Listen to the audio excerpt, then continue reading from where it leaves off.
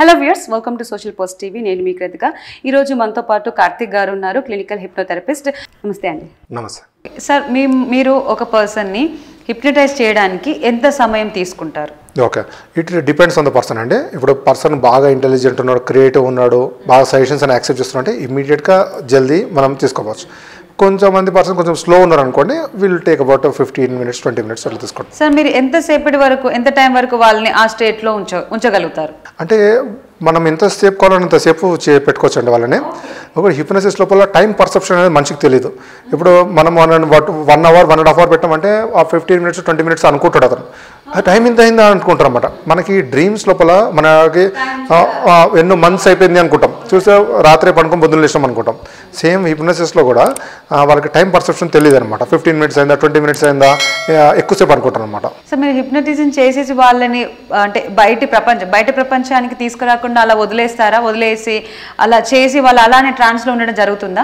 ఇప్పుడు వాళ్ళ హిప్నోసిస్లో పెట్టేసి వెళ్ళిపోయినాం అనుకోండి, బాగా డీప్ హిప్నోసిస్, కొంతసేపు తర్వాత వాళ్ళ కాళ్ళే లేస్తారు, మంచి నిద్ర అయిన తర్వాత లేస్తారు. వాళ్ళకి స్లీప్ సైకిల్ ఆటోమేటిక్గా మనం బయటికి తీసుకురావాలనే లేదు, కానీ అవేర్నెస్ వచ్చేస్తుంది. మాకు అవుతుంటుంది అండి, ఆన్లైన్ సెషన్స్ క్లయింట్ చేసేటప్పుడు సడన్గా ఫోన్ డిస్కనెక్ట్ అయిపోతుంది. ఓకే, అప్పుడు వాళ్ళు ఏం చేస్తారంటే ఫోన్ డూ నాట్ డిస్టర్బ్ మోడ్లో పెట్టుకుంటారు. ఓకే, ఆ పర్సన్ ఒక్కడే ఇంట్లో ఉన్నాడు అనుకోండి, అయితే కాంటాక్ట్ చేయలేమన్నమాట. ఓకే, సో మనం ఏం చేస్తామంటే సెషన్ ముందే చెప్తాము, ఇన్ కేస్ మధ్య లోపల డిస్కనెక్ట్ అయితే you will open your eyes and again connect the phone and again close your eyes అని చెప్పి ముందే సజెషన్ చెప్పి పెడతాం. సార్, క్లినికల్ హిప్నటిజం అంటే ఏంటి, మామూలుగా హిప్నటిజం అంటే ఏంటి, తేడా ఏంటి? ఇంకోటి స్టేజ్ హిప్నోసిస్ ఉంటుందండి, అది only purely for entertainment. Okay, ఇప్పుడు ఇట్లా అనగానే వాడు కుక్కలాగా అరుస్తాడు, ఇట్లా అనగానే ఇట్లా పడిపోతాడు, అది ప్యూర్లీ ఫర్ ఎంటర్టైన్మెంట్. చేయొచ్చు అంటారు నిజంగా? అంటే యాక్చువల్గా ఎంటర్టైన్మెంట్ అయితే దాన్ని మనం వాడచ్చు. అది ఎంటర్టైన్మెంట్గా అంటే ఆ పర్సన్ కూడా కలిసి ఉండాలి. ఓకే, ఆ పర్సన్ కూడా యాక్సెప్టెడ్ గా ప్రిటెండ్ అనమాట. అది ఒక షో లాగా అనమాట. ఇప్పుడు సర్కస్లో మనం ఒక షో చేస్తారు చూడండి, ఇట్లా అనగానే ఇట్లా అవుతారు. ఇంకోటి వాళ్ళు ఏం చేస్తారంటే ఇప్పుడు హండ్రెడ్స్ ఆఫ్ ఆడియన్స్ లోపల కొంతమందిని సెలెక్ట్ చేసుకుంటారు. వాళ్ళు బాగా ఈగర్నెస్ని ఐడెంటిఫై చేస్తారు. అరే ఈ పర్సన్ బాగా ఈగర్నెస్ ఉంది అని చెప్పేసి కొన్ని టెస్టులు చేస్తారు అన్నమాట. ఓకే, మీ అందరి లోపల మీ హ్యాండ్స్ రేజ్ అవుతున్నాయి అనేసరికి బాగా ఈగర్ ఉన్న పర్సన్ ఎక్కువ లేపుతాడు అనమాట.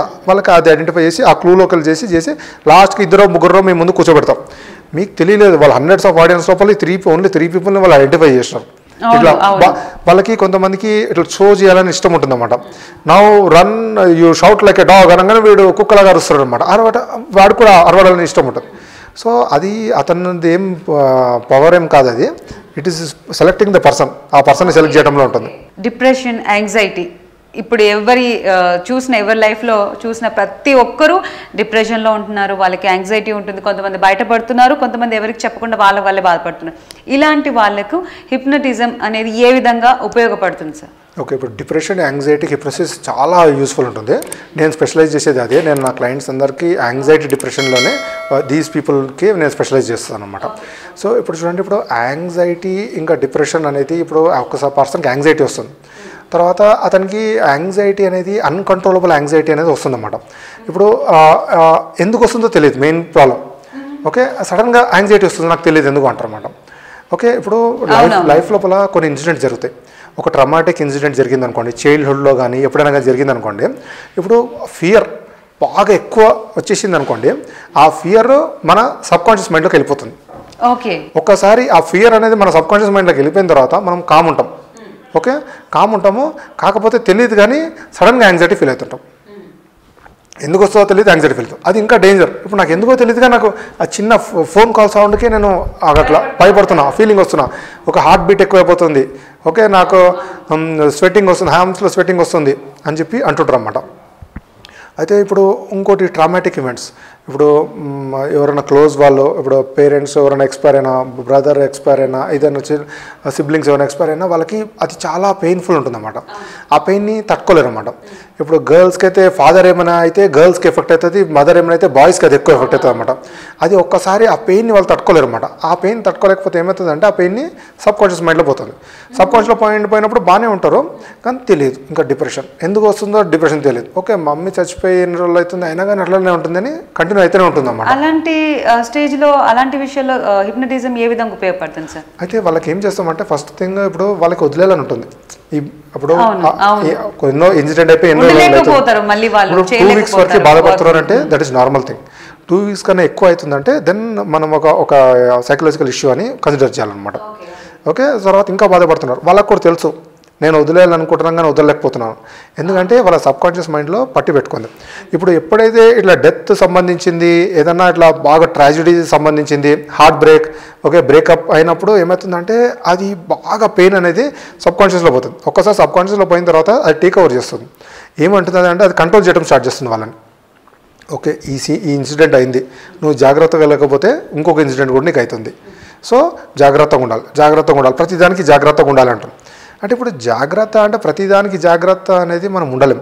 ఇప్పుడు చిన్న దానికి కూడా అతిగా జాగ్రత్త, ఇంకా భయం బయట పోవాలంటే కూడా భయపడుతూ ఉంటారు. ప్రతి చిన్నదానికి భయం ఉంటుంది సార్. బయట పోవాలంటే కూడా భయపడుతుంటాం, ప్రతి చిన్నదానికి భయపడుతుంటాం. జాబ్ పోవాలంటే భయం, ఎందుకో తెలియదు, భయం అనేది పెరిగిపోతుంటుంది. వాళ్ళు అలా బాగా భయపడే కొద్దీ బ్రెయిన్ లోపల కోర్టిజాల్ అనే స్ట్రెస్ హార్మోన్ రిలీజ్ అవుతుంది. ఓకే, బాగా స్ట్రెస్ఫుల్ ఉన్నప్పుడు ఆ స్ట్రెస్ హార్మోన్ రిలీజ్ అయినప్పుడు వాళ్ళు ఇంకా స్ట్రెస్ అనమాట. వాళ్ళకి ఓన్లీ థింగ్ ఫంక్షనింగ్ ఏమంటే హార్ట్ బీట్ అనేది బాగా ఎక్కువ కొట్టుకోవటం వల్ల ఇంకోటి బ్లడ్ సర్క్యులేషన్ అనేది హ్యాండ్స్లో లెగ్స్ లోపల ఎక్కువ ఉంటుంది. ఎందుకంటే వాళ్ళు ఉండే mode fight or flight mode. Okay, ఆ సీన్లోకి వెళ్ళి ఉరికిపోవాలి, ఓకే, ఎట్లా ఉరికిపోవాలి అని ఉంటారు. ఏది చిన్న సీన్ బాస్తో ఫోన్లో మాట్లాడాలి కానీ సీన్లోకి ఉరికిపోవాలనే టెన్షన్ ఉంటుంది. వాళ్ళు బాగా టెన్షన్ ఉన్నప్పుడు వాళ్ళ డైజెషన్ సరిగ్గా కాదు. ఎందుకంటే వాళ్ళ మైండ్ ఏమనుకుంటుంది అంటే ఈ టైంలో డైజెషన్ కాదు, నువ్వు ఉరికిపోవాలి. సో వేరే ఫంక్షన్స్ అన్ని స్టాప్ అయిపోయి దీని మీదనే ఫోకస్ చేస్తుంటాం అనమాట. మనకి హెయిర్ లాస్ చాలా ఎక్కువగా అవుతూ ఉంటుంది. హెయిర్ లాస్ అయ్యేటప్పుడు ఎలాంటి జాగ్రత్తలు తీసుకోవాలి, అసలు హెయిర్ లాస్ కాకుండా ఎటువంటి జాగ్రత్తలు తీసుకోవాలని మనకి వివరించడానికి మనతో పాటు ఉన్నారు డాక్టర్ రాజ్గిరి, డెంటాలజిస్ట్, ట్రైకాలజిస్ట్,